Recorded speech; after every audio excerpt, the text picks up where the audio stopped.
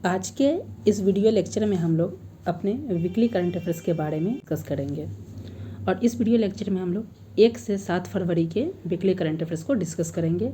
इससे पहले जनवरी के टोटल जो है 4 वीकली करंट अफेयर्स आ चुके हैं। इसके अलावा जनवरी का एक मंथली करंट अफेयर्स भी आ चुका है। अब तक आपने उसे नहीं देखा है तो देख लीजिएगा। आगामी आप किसी भी सेंट्रल गवर्नमेंट या स्टेट गवर्नमेंट के एग्ज़ाम में अगर अपियर हो रहा है तो यह वीडियो लेक्चर आपके लिए काफ़ी इम्पॉर्टेंट हो सकता है। तो चलिए वीडियो स्टार्ट करते हैं। आज के इस वीडियो लेक्चर में हम लोग 1 से 7 फरवरी के वीकली करंट अफेयर्स के अंतर्गत जो है 50 मोस्ट इम्पॉर्टेंट करंट अफेयर्स के बारे में डिटेल्स में डिस्कस करेंगे। यदि आपको इसका PDF चाहिए तो इसके लिए हमारे टेलीग्राम को ज्वाइन कर लीजिएगा, वहाँ से PDF मिल जाएगा। इसके अलावा आप देख सकते हैं बिहार दरोगा के टेस्ट सीरीज चलाए जा रहे हैं। कंप्यूटर साइंस की क्लासेस BPSC टीचर और कंप्यूटर भर्ती शिक्षक के लिए जो है ध्यान में रखते हुए कंप्यूटर साइंस की भी टेस्ट सीरीज ऑर्गेनाइज कराए जाते हैं।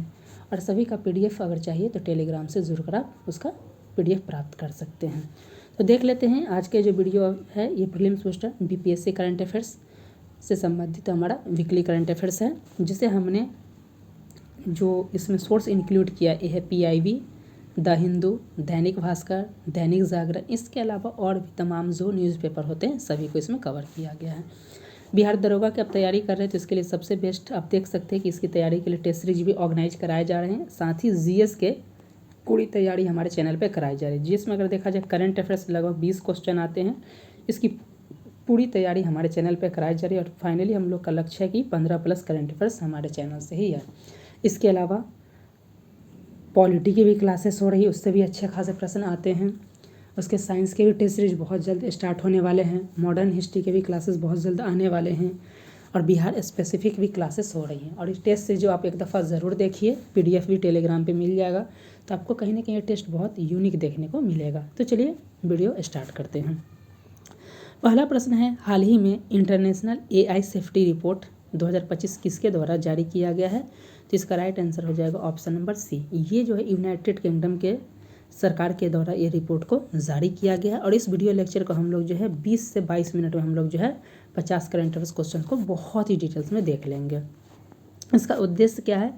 तो AI के जो जोखिम है, आप सभी को पता होगा कि AI के वजह से कहीं ना कहीं डीप फेक को बढ़ावा मिला। डीप फेक की वजह से अब क्या है कि बहुत बड़े जो भारत की एक्ट्रेस है, आलिया भट्ट हो गए, रश्मिका मंदाना, इन सब का डीप फेक जो है एडल्ट वीडियोस वायरल कर दिए जाते हैं, जो कि बहुत ही गलत है। तो ये AI के खतरा, इन सब से जोखिम से निपटने के लिए क्या किया जा रहा है कि इन सब चीज़ बचने के लिए जो है इस तरीके का यूनाइटेड किंगडम के द्वारा ये पहल किया गया है, इंटरनेशनल AI सेफ्टी रिपोर्ट 2025। अब AI की रिपोर्ट से क्या हो सकता है? ये भी हो सकता है कि पहले तो क्या करते थे, शादी विवाह मेकअप के जरिए लड़कियां लोग जो हैं बेवकूफ़ बनाती थी, क्योंकि मेकअप आप देख सकते हैं कि शादी से पहले बहुत मेकअप का प्रयोग करके दूल्हों के बेवकूफ़ बनाया जाता था। लेकिन आज AI का प्रयोग करके हो सकता है शादी से मिलने से पहले जो फ़ोटो भेजा जाता है उसमें भी AI का प्रयोग करके आपको बहुत ही खूबसूरत लड़की देखने को मिले और देखने में ऐसे लगे ऐश्वर्या रहे, और जब आप मिलने जाए या शादी के बाद आपको पता चलेगा कि बिपाशा बसु जैसी दिख रही है, तो बहुत दिक्कत हो सकता है। तो AI के बहुत सारे जोखिम हैं। इन्हीं जोखिम को दूर करने के लिए जो है इस तरीके का पहल किया जा रहा है। अगर आप कंप्यूटर साइंस शिक्षक के लिए या बिजली विभाग या फिर लेखपाल, रेलवे, NTPC, जहाँ पे कंप्यूटर सब्जेक्ट्स शामिल है, इसकी तैयारी करना चाह रहे थे, इसके टेस्ट सीरीज ऑर्गेनाइज कराए जाते हैं। और आज ही इसका देख सकते हैं 5वां टेस्ट सीरीज वीडियो अपलोड हो गए हैं और बहुत जल्द ही और भी वीडियो अपलोड हो जाएंगे, तो आप इससे भी फ़ायदा उठा सकते हैं। नेक्स्ट सेकेंड नंबर क्वेश्चन है, हाल ही में किस 3 देश पश्चिमी अफ्रीकी देशों ने ECOWAS से अलग होने की घोषणा की है? ECOWAS का सबसे पहले आप देख लीजिएगा फुल फॉर्म होता है Economic Community of West African states.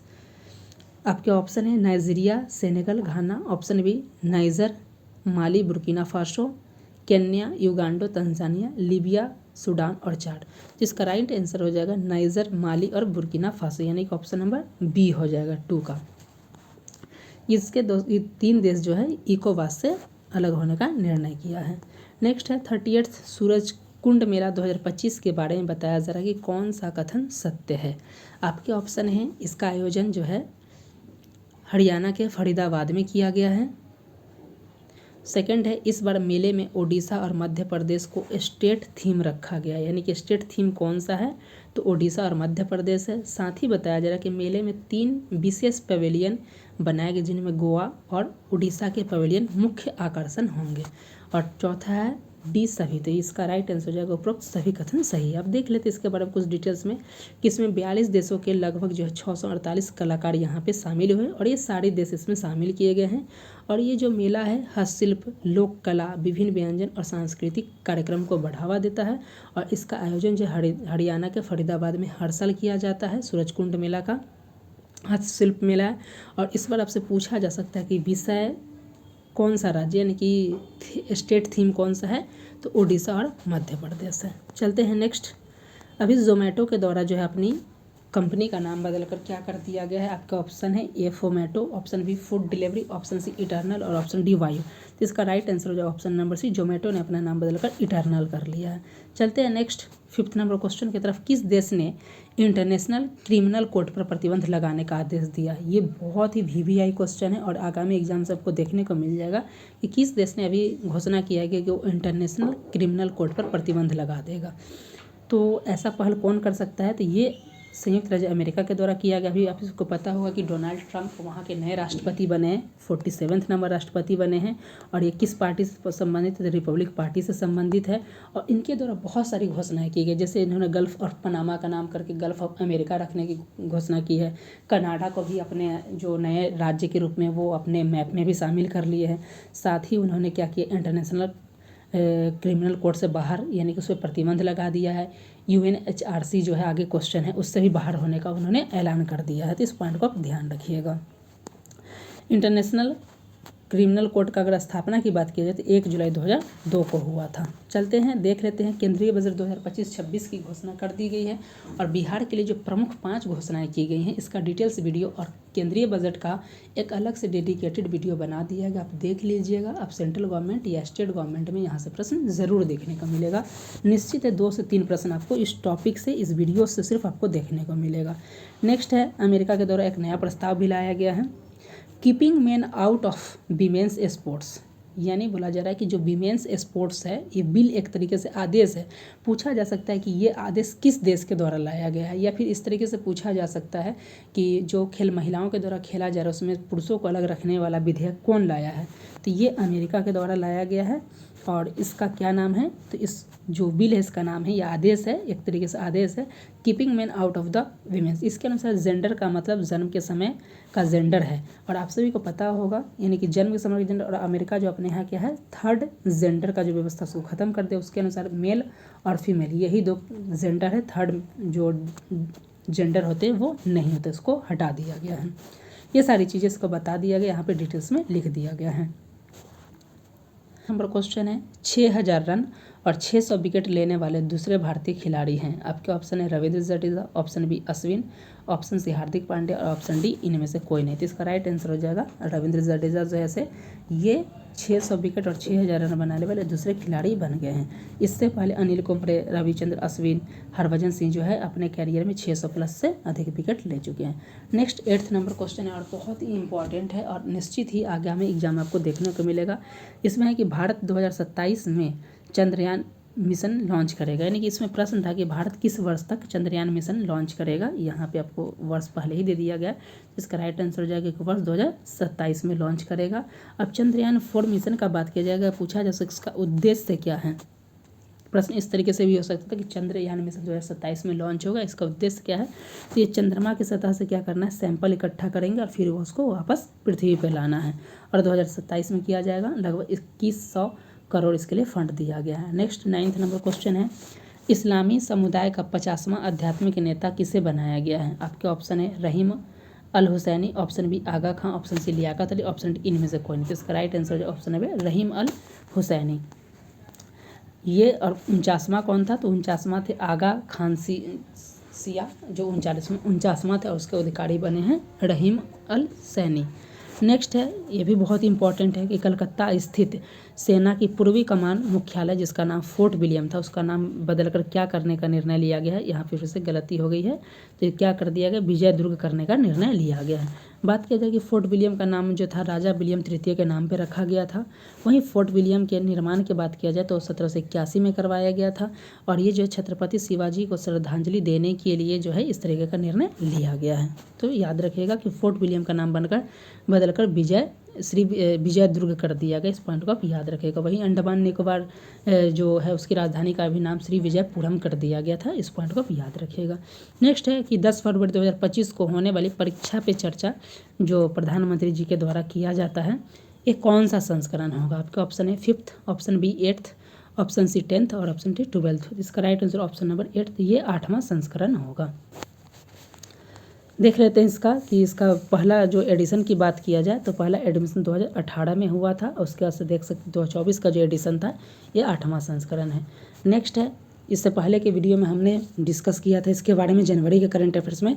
अब फिर से ये न्यूज़ में तो उसको देख लेते हैं कि उत्तराखंड के बाद अब कौन सा राज्य है जहाँ पे यूनिफॉर्म सिविल कोड लागू होने की घोषणा की जा रही है कि आप अपने यहाँ भी लागू करेंगे। आपका ऑप्शन है Madhya Pradesh, option B Uttar Pradesh, option C Gujarat और ऑप्शन डी है बिहार। तो इसका राइट आंसर जो ऑप्शन नंबर सी गुजरात, यानी कि जो ये बताया है गुजरात बोला है कि अब अपने यहाँ भी हम समान नागरिक संहिता की डिस्कस करेंगे। और समान नागरिक संहिता का संबंध किससे है? तो ये है आर्टिकल 44 से। आज़ादी से पहले जो है ये कहाँ पे लागू था? गोवा में। आज़ादी के बाद पहला राज्य उत्तराखंड बन गया है, उसके बाद दूसरा राज्य बन सकता है अगर लागू हो जाता है तो ये हो जाएगा आपका गुजरात। इसके बारे में यहाँ पे डिटेल्स दिया गया कि 45 दिन में रिपोर्ट देना होगा। इसके लिए कमेटी बनाया गया जिसका नाम है रंजना देसाई कमेटी। तो इस पॉइंट को आप ध्यान रखिएगा, आपसे पूछा जा सकता है। देख सकते हैं कि इंडियन पॉलिटी की भी क्लासेस हो रही है हमारे चैनल पे और हमने DPSP तक डिस्कस कर लिया है और बहुत सारे प्रश्न आपको यहाँ से देखने को मिले हैं जितने भी एग्जाम्स हुए हैं, तो आप इससे जुड़कर इसका भी लाभ उठा सकते हैं।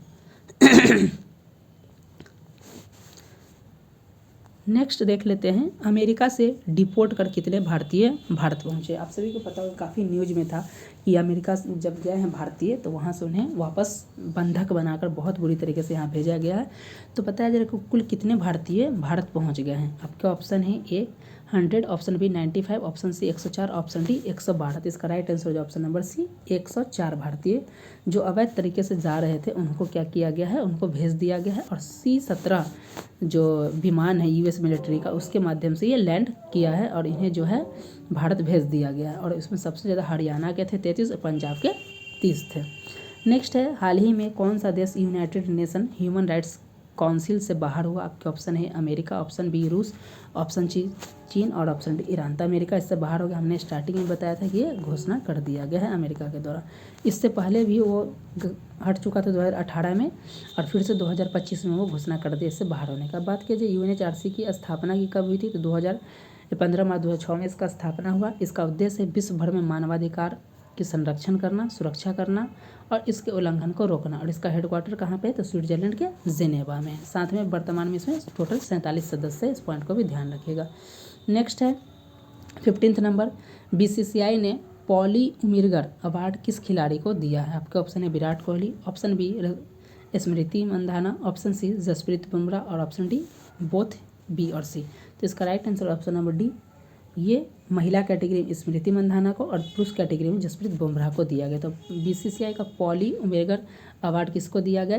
दोनों को दिया गया। वहीं जसप्रीत बुमराह की बात किया जाए, ये तो दोनों को मिला गया, लेकिन जसप्रीत बुमराह की बात किया जाए तो जसप्रीत बुमराह को जो है क्या दिया गया है, इन्हें जो है सर गारफील्ड अवार्ड से भी सम्मानित किया गया, जिसका हमने जनवरी 2025 वाले वीडियो में हमने ऑलरेडी देख लिया है। नेक्स्ट है, हाल ही में WHO ने किस अफ्रीकी देश को रिवर ब्लाइंडनेस से मुक्त घोषित किया? आपका option Nigeria, option B Ghana, option C Niger, option D Kenya. इसका राइट आंसर हो जाएगा आपका हो जाएगा नाइजर। नाइजर को जो क्या किया गया है, रिवर ब्लाइंडनेस कैटेगरी से बाहर कर दिया गया WHO के द्वारा। इस पॉइंट को आप याद रखिएगा। इसका डिटेल्स देख लेते हैं कि WHO ने नाइजर को अफ्रीका में रिवर ब्लाइंडनेस को ख़त्म करने वाला पहला देश घोषित किया है और दुनिया का जो है 5वां और अफ्रीका का पहला देश बन गया। तब को किसी तरीके से पूछा जा सकता है कि रिवर ब्लाइंडनेस को ख़त्म करने वाला दुनिया का 9वां देश, दुनिया का 5वां और अफ्रीका का पहला देश कौन बन गया है? तो यह है नाइजर। चलते हैं नेक्स्ट। एक पुस्तक से संबंधित है। अभी आप सभी को पता होगा कि राष्ट्रीय महिला आयोग की जो नई अध्यक्ष बनी है विजया रहाटकर बनी है, उनके द्वारा जो है एक पुस्तक लॉन्च किया गया। उस पुस्तक का पहला संस्करण का क्या नाम है? तो आपका ऑप्शन है शक्ति संग्राम, ऑप्शन बी कर्मयोगिनी वीरांगना, ऑप्शन सी नारी शक्ति, ऑप्शन डी संघर्ष से सफलता। तो इसका राइट आंसर हो जाए ऑप्शन नंबर बी कर्मयोगिनी वीरांगना, जो कि अहिल्या देवी से संबंधित है। उन्हीं पर यह पुस्तक लिखा गया और इसी का पहला संस्करण इसमें किया गया है। नेक्स्ट है 18th नंबर क्वेश्चन, अंतरिक्ष में सबसे अधिक लंबे समय तक स्पेस वॉक करने का महिलाओं में नया रिकॉर्ड किसके नाम है? आपका ऑप्शन है Peggy Wilson, option B Sunita Williams, option C Sally Ride और ऑप्शन डी क्रिस्टीना पोस्ट। तो इसका right answer option number B ये है, सुनीता विलियम्स के नाम में पे है। सुनीता विलियम्स ने महिलाओं में सबसे अधिक स्पेस वॉक का समय का नया रिकॉर्ड बनाया है। उन्होंने कुल 62 घंटे और 6 मिनट का स्पेस वॉक किया और उन्होंने पेगी विल्सन का रिकॉर्ड तोड़ दिया। ये बहुत ही इम्पॉर्टेंट है। अभी रेलवे के द्वारा जो एक ऐप लॉन्च किया गया है जिसे रेल सुपर ऐप का नाम दिया गया, यानी कि रेलवे का पहले बहुत सारे ऐप थे, जैसे आपने देखा हो वेयर इज माई ट्रेन, आपने जो IRCTC जो है उसका बहुत सारा ऐप है, उससे क्या टिकट बुक करने के, यानी कि रेलवे का बहुत सारा डिफरेंट ऐप था। तो सभी को मर्ज करके क्या किया गया, जितना डिफरेंट सभी को मर्ज करके एक ऐप बनाया गया जिसका नाम है स्वारेल। तो ये क्या है, एक सुपर ऐप है। तो इसका क्या काम है? आपका ऑप्शन है रेलवे यात्री को एक ही प्लेटफॉर्म पर सभी सेवाएं प्रदान करना, दूसरा है कि केवल रेलवे कर्मचारियों के लिए डिजिटल समाधान, ऑप्शन सी महिलाओं के लिए सुरक्षा प्रदान करना, ऑप्शन डी रेलवे स्टेशन पे इंटरनेट प्रदान करना। तो ये इसका राइट आंसर हो जाएगा कि रेलवे यात्रियों को एक ही प्लेटफॉर्म पे सभी सेवाएं देना। सभी सेवाएं कहने का तात्पर्य कि आपको देखना है कि ट्रेन कहाँ है, लोकेशन देखना है, लोकेशन देखना है तो भी देख सकते हैं, अगर बुकिंग करना है टिकट का तो भी कर सकते हैं, PNR चेक करना है तो भी देखना होगा, अवेलेबिलिटी देखना है कि सीट कितना है, ये सारी चीज़, यानी कि जितना भी आप डिफरेंट 10 उसके लिए 10 ऐप रखते थे तो उसका एक ही ऐप रखना होगा स्वारेल ऐप, और यहीं से आपको सारी जानकारी मिल जाएगी। तो इसे सुपर ऐप का नाम भी बताया गया है और इसे जो रेलवे के द्वारा जो ऑल इन वन ऐप का भी नाम बताया गया। इसे क्रिस के द्वारा डेवलप किया गया है और इसमें जो है रेलवे की जुड़ी सभी सेवाओं को एक साथ मिलेगा। ये देख सकते हैं यहाँ पे सारी चीज़ें बताया गया है कि कौन कौन सी सेवा मिलेंगी, टिकट बुकिंग का, प्लेटफॉर्म टिकट का, पार्सल इंक्वायरी का, ट्रेन स्टेटस का, उसके बाद सीट क्या है नहीं है, बुकिंग का, सब कुछ एक ही जगह पे आपको मिल जाएगा यहाँ से। नेक्स्ट है 20वां नंबर क्वेश्चन, हाल ही में बजट 2025-26 में कौन सी योजना लॉन्च की गई है? और बजट 2025-26 का जो वीडियो डिटेल्स में बना दिया गया और बिहार के कंटेक्स्ट में भी बनाया गया, आप देख लीजिएगा, आपको बहुत बेनिफिट्स होगा और इसका MCQ सीरीज़ भी आ जाएगा। तो ये आपका ऑप्शन है प्रधानमंत्री किसान सम्मान निधि योजना, ऑप्शन बी प्रधानमंत्री धन धान्य कृषि योजना, ऑप्शन सी आत्मनिर्भर कृषि योजना, कृषि मिशन 2027। तो इसका राइट आंसर हो जाए ऑप्शन नंबर बी प्रधानमंत्री धन धान्य कृषि योजना का किया गया है। और इसमें क्या बताया गया है? बताया गया कि इसका जो प्रधानमंत्री धन धान्य कृषि योजना लॉन्च किया गया, इसका उद्देश्य है किसानों की आय को दोगुना करना, किसानों की स्थिति में सुधार करना, उनको बेहतर करना। साथ ही ये कितने दिनों का होगा कि 6 साल का कार्यक्रम होगा और सबसे इम्पॉर्टेंट है दाल के क्षेत्र भारत को क्या करना है, आत्मनिर्भर बनाना है। आत्मनिर्भर बनाना है कि हम अब दाल के क्षेत्र में, भारत का आप सभी को पता होगा कि भारत में दाल की बहुत ज़्यादा डिमांड है और दाल प्रोटीन रिच होता है और भारत में प्रोटीन की कमी है। तो उन चीज़ को बेहतर करने के लिए कहीं ना कहीं हमें लाया गया है और इसके लिए क्या क्या फोकस किया जाए, तुअर दाल पे, उड़द दाल पे और मसूर दाल पे विशेष ध्यान दिया जाएगा। तो इस पॉइंट को याद रखिएगा कि जो प्रधानमंत्री धन धान्य कृषि योजना किससे संबंधित है, तो विशेष कर किसानों के लिए, लेकिन विशेष कर ये दाल के क्षेत्र में आत्मनिर्भर बढ़ाने के लिए है। तुअर दाल, उड़द दाल और मसूर दाल को इसमें डेवलप किया जाएगा। इसके अलावा फल और सब्जी पे भी ध्यान दिया जाएगा। बताया जा रहा है कि इसको क्या है, 100 जिले इसके तहत शामिल किए जाएंगे और उन्हें उन्नत किस्म के बीज, आधुनिक कृषि पद्धति, इन सबसे उन्हें मुहैया कराया जाएगा और इससे लगभग 1 करोड़ से अधिक यानी 1.7 करोड़ किसानों को फ़ायदा होने वाला है।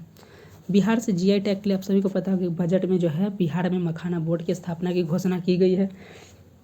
तो उसी से संबंधित एक वीडियो भी बनाया गया है, बिहार के GI टैग। अगर आपने नहीं देखा है तो जाकर देख लीजिएगा, आपके लिए काफ़ी बेनिफिट्स होगा। चलते हैं नेक्स्ट क्वेश्चन की तरफ। नेक्स्ट क्वेश्चन है 21 नंबर।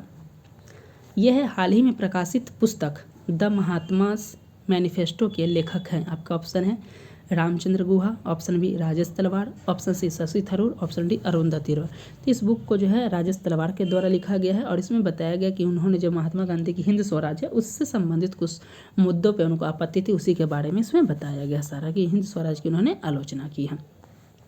नेक्स्ट बहुत इंपॉर्टेंट, हाल ही में right to die with dignity यानी प्रतिष्ठा के साथ मरने की जो बात किया जाता है कि आपको जीने का जिस तरीके का अधिकार है गरिमा में पूर्ण, उसी तरीके से मरने का भी आपको हक है, को लागू करने वाला दूसरा राज्य कौन बनने जा रहा है। आपके option A Maharashtra, option B Karnataka, option C Tamil Nadu, option D Rajasthan. तो ये आपका हो जाएगा ऑप्शन नंबर बी कर्नाटक। तो अब बात किया जाए कि right to die with dignity, ये जो है लागू करने वाला जो कर्नाटक दूसरा राज्य बन गया है।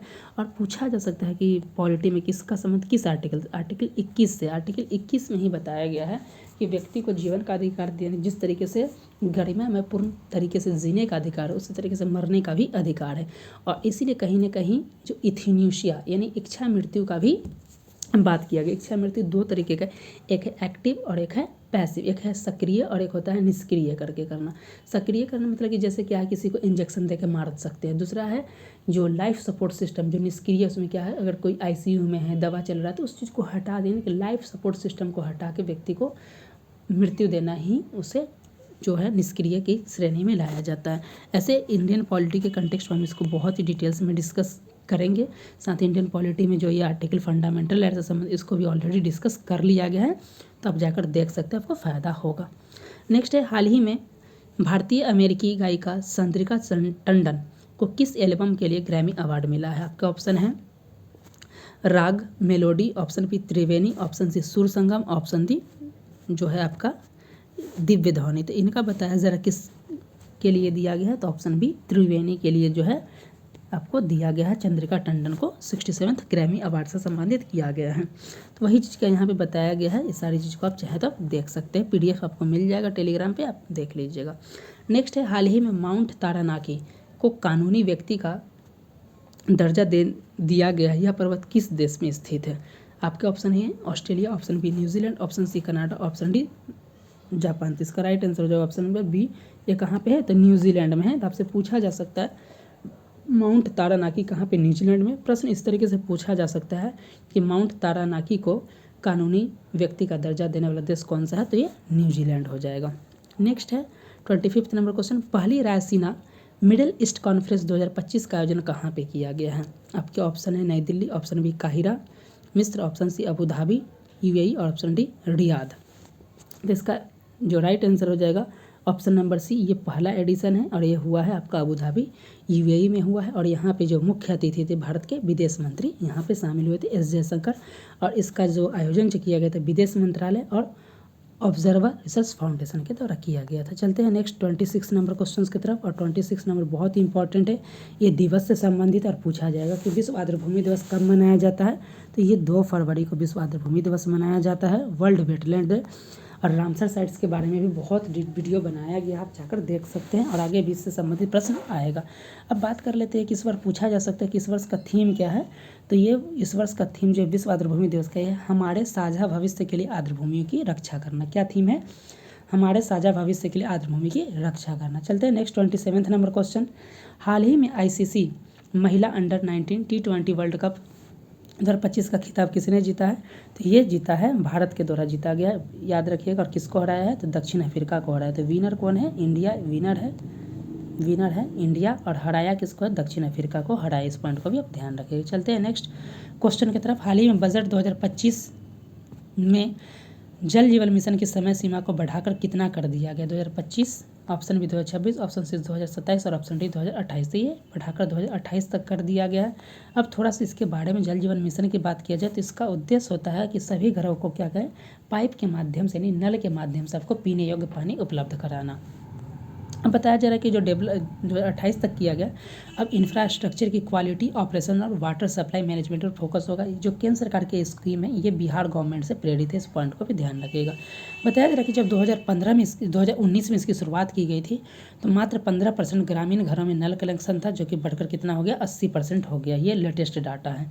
और साथ में वही बताया जाए कि राज्य द्वारा रिपोर्ट किए गए आंकड़ों के अनुसार 2024 में 77% घरों में कनेक्शन पहुँचा दिया गया।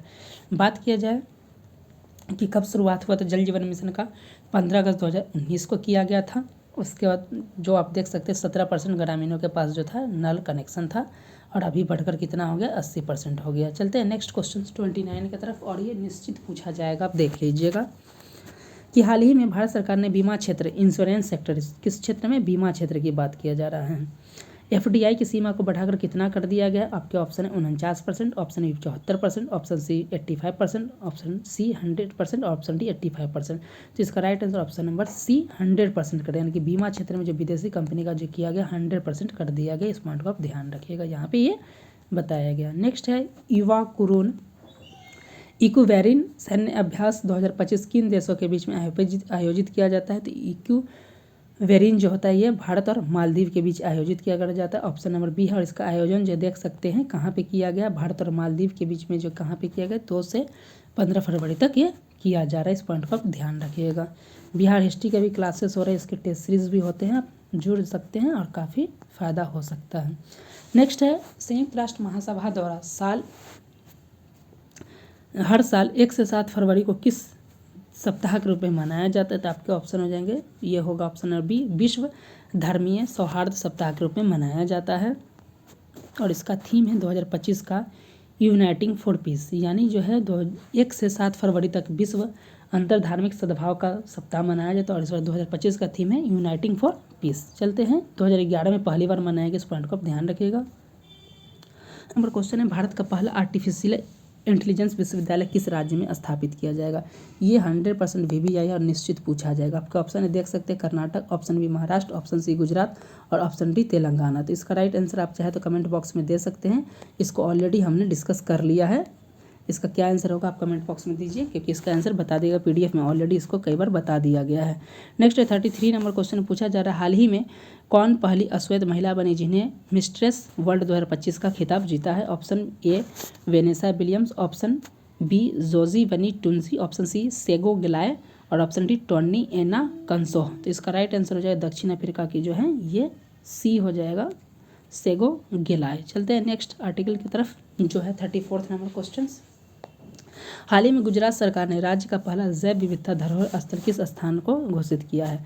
आपके ऑप्शन है गिर वन्यजीव अभ्यारण्य, ऑप्शन बी गुनेरी गांव का इंटीरियर मैंग्रोव, ऑप्शन सी नल सरोवर पक्षी और ऑप्शन डी है रन ऑफ कच्छ। इसका right answer option number D हो जाएगा, रन ऑफ कच्छ हो जाएगा। और जैव विविधता अधिनियम 2002 के तहत किसे किया गया? नेक्स्ट हाल ही में चर्चा में रहा स्फीयर एक्स मिशन क्या है? तो ऑप्शन है यह नया रोबोटिक मंगल मिशन है, ऑप्शन बी नासा का अगला बड़ा अंतरिक्ष दूरदर्शी है, ऑप्शन सी चंद्रमा पर खोजे जाने वाले यान है और ऑप्शन सी जो है एक नया सरोवर। तो ऑप्शन नंबर बी हो जाएगा, नासा का एक मिशन है जिसमें बड़ा अंतरिक्ष दूरदर्शी को सेटअप किया जाएगा, SpaceX जिसको नाम दिया गया। बात किया जाए कि स्फीयर एक्स के बारे में कि थोड़ा सा इसका फुल फॉर्म देख लेते, लॉन्च कब होगा? तो 27 फरवरी 2025 को होगा। और ये नासा का बड़ा अंतरिक्ष दूरदर्शी यानी कि एक स्पेस टेलीस्कोप है। तो पूछा जाएगा कि स्फीयर एक्स क्या है? तो नासा का अंतरिक्ष दूरदर्शी यानी स्पेस टेलीस्कोप है। इसका फुल फॉर्म देख लेते, पूछा जा सकता है spectrophotometer for the history of the universe, epoch of reionization and ices explorer, यानी ये क्या करेगा? तो ब्रह्मांड का विकास कैसे हुआ है, मिल्की वे और गैलेक्सी का निर्माण कैसा हुआ, बिग बैंग के रहस्य को उजागर करने के लिए लाया गया है। नेक्स्ट है हाल ही में भारत का पहला श्वेत बाघ प्रजनन केंद्र व्हाइट टाइगर ब्रीडिंग सेंटर किस राज्य में मंजूर किया गया है? आपके ऑप्शन है Maharashtra, option B Uttar Pradesh, option C Madhya Pradesh और ऑप्शन डी है छत्तीसगढ़। तो मध्य प्रदेश में रीवा जगह है, वहाँ पे किया गया है कि मध्य प्रदेश के रीवा ज़िले को मंजूरी दिया गया, जहाँ पे भारत का पहला व्हाइट टाइगर ब्रीडिंग सेंटर को मंजूरी दिया गया। नेक्स्ट है हाल ही में कौन सा देश पहला देश बना जिसने AI generated child abuse content को अपराध घोषित किया है? आपके ऑप्शन है ये America, option B United Kingdom, option C Canada और ऑप्शन डी ऑस्ट्रेलिया। तो ये किसके द्वारा किया गया? तो यूनाइटेड किंगडम के द्वारा। स्टार्टिंग में ही हमने डिस्कस किया था AI सिक्योरिटी मीटिंग जो है यूनाइटेड किंगडम के द्वारा ही किया गया और उसी में आप देख सकते हैं कहीं ना कहीं AI generated child abuse content को उन्होंने अपराध घोषित किया यूनाइटेड किंगडम के द्वारा। नेक्स्ट है 38 नंबर क्वेश्चन। इसमें पूछा गया कि भारत सरकार द्वारा शुरू किए गए शतावरी बेहतर स्वास्थ्य के लिए एक अभियान का प्राथमिक फोकस क्या है? तो शतावरी जो किया गया इसका फोकस है महिलाओं के स्वास्थ्य को बेहतर बनाना और इसके लिए जो है महिलाओं के स्वास्थ्य को बेहतर करने के 5 प्राण लक्ष्य निर्धारित भी किए गए। नेक्स्ट है दिवस से संबंधित है कि इससे भी पूछा जा सकता है आपको उलट करके कि विश्व कैंसर दिवस कब मनाया जाता है, तो 4 फरवरी को मनाया जाता है। अभी हमने डिस्कस किया विश्व आर्द्रभूमि दिवस 2 फरवरी को मनाया जाता है। ऐसे जो भी दिवस मनाया जाता है उसका अलग से 1 जनवरी के इंपॉर्टेंट दिवस, फरवरी के अलग इंपॉर्टेंट दिवस, मार्च, इसी तरीके से 12 महीने के ऑलरेडी वीडियोज़ आपको बना दिए जाएंगे और देख लीजिएगा, क्योंकि बिहार दरोगा में यहाँ से और जितने भी एग्जाम बीपीएससी टीचर हो 70 71 भी सभी में आपको ये प्रश्न देखने को मिलेगा। तो इसका पूछा जा रहा है कि विश्व कैंसर दिवस 2025 का थीम क्या है, तो इसका थीम है united by unique, united by unique. और ये जो थीम रहेगा 2025, 26 और 27 3 वर्षों के लिए रहेगा। तो आपसे पूछा जा सकता है 2025 में भी यही थीम रहेगा, यूनाइटेड बाय यूनिक, 26 में भी और 27 में भी यही थीम रहेगा। नेक्स्ट है वित्त मंत्री निर्मला सीतारमण ने 2025 तक लगातार कितने बजट पेश किए, यानी कि अब तक कितने बार किया है, 5 बार, 6 बार, 8 बार, 10 बार। तो ऑप्शन सी ये 8 बार उन्होंने किया है। और जो 8वीं बार बजट पेश करने वाली जो है या सर्वाधिक लगातार बजट पेश करने वाली पहली महिला भी बन गई, इस पॉइंट को भी ध्यान रखिएगा।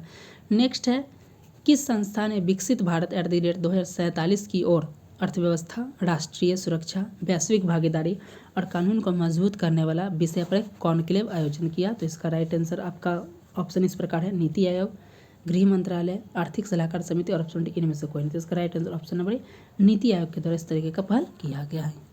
नेक्स्ट है चंद्रयान से चुनाव तक पहल किसके द्वारा लॉन्च किया गया, आपके ऑप्शन है भारतीय चुनाव आयोग, ऑप्शन बी गृह मंत्रालय, option C ISRO, option D DRDO। आप गेस करके बता सकते हैं कि क्या आंसर हो सकता है, गेस कीजिए। तो DRDO, इसरो नहीं होगा। किसके द्वारा किया गया, चंद्रयान है, इसका मतलब ये नहीं कि इसरो या DRDO का, इसका आंसर है राइट भारतीय चुनाव आयोग के द्वारा। क्योंकि भारतीय चुनाव आयोग के द्वारा जो दिल्ली में अभी मतदान हुआ है तो वहाँ पे विकासपुर एक केंद्र है, वहाँ का जो मतदान केंद्र था उसको इस प्रकार से डेवलप किया था, कहीं ना कहीं वो गगनयान मिशन, चंद्रयान मिशन, इन सब चीज़ को उसमें फोकस किया गया था, थीम उसी प्रकार का था, इसलिए इसका नाम दिया गया चंद्रयान से चुनाव तक भारत की उड़ान। आप बिहार स्पेसिफिक की तैयारी करना चाहते हैं तो जुड़ सकते हैं। बिहार ज्योग्राफी के अलावा 14+ लेक्चर हमने कर लिया है और बहुत ही डिटेल्स में किया है और 71वीं बीपीएससी में प्रश्न बेस से कई सारे प्रश्न आए हैं, ऐसा नहीं आए हैं, तो आप जुड़कर लाभ उठा सकते हैं। नेक्स्ट 43 नंबर क्वेश्चन है। 43 नंबर पूछा जा रहा है, हाल ही में भारत सरकार ने विदेशी नागरिकों के लिए कौन सी नई कैटेगरी की वीज़ा लॉन्च की है। आपके ऑप्शन है आयुष वीज़ा, ऑप्शन बी शिक्षा दर्पण, ऑप्शन सी जियो जिंदगी, ऑप्शन डी इनमें से कोई नहीं। तो आयुष वीज़ा हो जाएगा ऑप्शन नंबर ए। नेक्स्ट है 44 नंबर क्वेश्चन, हाल ही में डोगरी में साहित्य अकादमी पुरस्कार 2024 से किसे सम्मानित किया गया। तो ये है चमन अरोड़ा और इनकी जो पुस्तक है इकहोड़ अश्वत्थामा के लिए दिया गया है, इस पॉइंट को आप याद रखिएगा। इस भी पूछा जाए इकहोड़ अश्वत्थामा का राइटर कौन है, चमन अरोड़ा, जो डोगरी भाषा में लिखा गया। नेक्स्ट है चिप डिजाइन के लिए NIELIT नीलिट उत्कृष्टता केंद्र का उद्घाटन कहाँ किया गया है। तो ये उत्तर प्रदेश के नोएडा में किया गया है। इस उत्कृष्टता केंद्र, चिप का उत्कृष्टता केंद्र, ध्यान रखिए। नेक्स्ट मोस्ट इंपॉर्टेंट और निश्चित आप देख सकते हैं 100% लिख लीजिए कि कहीं ना कहीं जरूर पूछेगा किसी एग्जाम में। ज्ञान भारतम मिशन का मुख्य उद्देश्य क्या है। आपके ऑप्शन है विरासत का संरक्षण, ऑप्शन बी पांडुलिपि का संरक्षण और दस्तावेजीकरण, ऑप्शन सी वन्य जीवों का संरक्षण, ऑप्शन डी इनमें से कोई नहीं। तो इसका राइट ऑप्शन नंबर बी पांडुलिपि का संरक्षण और दस्तावेजीकरण, और इसके माध्यम से कहीं ना कहीं 1 करोड़ जो पांडुलिपि है इसका संरक्षण और उसका दस्तावेजीकरण किया जाएगा, डिजिटली मोड में किया जाएगा ताकि उसको संरक्षित परिरक्षित किया जा सके। चलते हैं नेक्स्ट 47 नंबर क्वेश्चन की तरफ। हाल ही में किस देश ने 2 मिसाइलों एतेमाद और गदर 380 का अनावरण किया। आपके ऑप्शन है Iraq, option B Pakistan, option C Iran, option D चीन। तो इसका राइट आंसर हो जाएगा क्या हो सकता है। तो भाई गदर से समझ के नहीं समझिएगा कि सनी पाजी पाकिस्तान चले गए हैं और गदर से कल उखाड़ के लाएंगे, तो ऐसा नहीं है। पाकिस्तान नहीं है, यह है ईरान के द्वारा किया गया। ऑप्शन नंबर सी ईरान के द्वारा एतेमाद और गदर 380 का अनावरण किया गया है। नेक्स्ट देख लेते हैं, यहाँ पे कुछ छूटा नहीं। 46 47 हमने डिस्कस कर लिया। 48 देख लेते हैं कि ICC महिला अंडर 19 T20 विश्व कप 2025 में प्लेयर ऑफ द सीरीज किससे जीता है। ये गोगांडी त्रिशा को मिला है, इस पॉइंट को याद रखिएगा। नेक्स्ट 49 नंबर क्वेश्चन है, बहुत इंपॉर्टेंट है। फरवरी 2025 तक भारत में किस राज्य में रामसर स्थलों की संख्या अधिकतम है। आपसे ये भी पूछा जा सकता है कि भारत में रामसर स्थल की संख्या कितना है फरवरी 2025 तक। तो ये 89 है। 4 नए रामसर स्थल जोड़े गए हैं, जिसको हमने ऑलरेडी डिस्कस कर लिया है कि 4 राम स्थल में 2 आपको तमिलनाडु से था एक सिक्किम से था और एक था झारखंड का उधवा झील। इस पॉइंट को आप याद रखिएगा, झारखंड से एक था, तो टोटल 4 जोड़े गए थे। और उससे पहले 85 था तो 4, तो टोटल मिला के 89 रामसर स्थल हो गया। और इसके साथ सर्वाधिक स्थल की बात किया जाए तो सर्वाधिक स्थल जो हो गया है आपका तमिलनाडु में हो गया है 20। उसका सेकंड स्थान पर उत्तर प्रदेश है। तो पूछा जा रहा है कि सर्वाधिक स्थल कहाँ पे है, तो ये ऑप्शन नंबर सी तमिलनाडु हो जाएगा। और सेकंड की बात किया जाए तो ये हो जाएगा आपका उत्तर प्रदेश। चलते हैं नेक्स्ट और लास्ट इस वीकली करंट अफेयर्स का, कि WHO ने हाल ही में उच्च रक्तचाप, जिसके पास हाई BP है और हृदय संबंधी रोग है, उससे निपटने के लिए क्या सिफारिश की है। आपके ऑप्शन है सोडियम का सेवन बढ़ाएं, नमक खाएगा तो और दिक्कत हो जाएगा। नियमित टेबल नमक की जगह पोटेशियम युक्त नमक खाएं, पोटेशियम का सेवन कम करें, आहार से नमक को हटा दें। अगर नमक हटा दे तो भी टपक जाएगा आदमी, आयोडीन की कमी हो गया, घेघा बीमारी, बहुत बीमारी। तो इसका सही ऑप्शन नंबर ए कि जो आप नियमित टेबल नमक खा रहे हैं, जो अभी खा रहे हैं नमक, इसको हटा के आप क्या कर सकते हैं, पोटेशियम युक्त नमक खाने की सलाह दिया गया है। तो इसका राइट आंसर हो जाएगा ऑप्शन नंबर बी। तो बताइए कैसा लगा आज का ये वीकली करंट अफेयर्स। उम्मीद करता हूँ कि आपको पसंद आया है।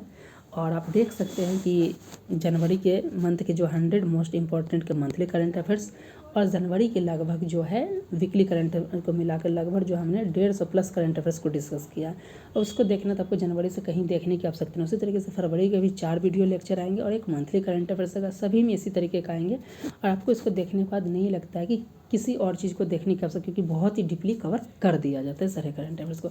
यदि इसका PDF चाहिए तो आप हमारे टेलीग्राम को ज्वाइन कर लीजिए। अगर चैनल पर पहली बार विजिट कर रहे हैं तो सब्सक्राइब कर लीजिएगा। मिलते हैं नेक्स्ट वीडियो के साथ, तब तक के लिए धन्यवाद।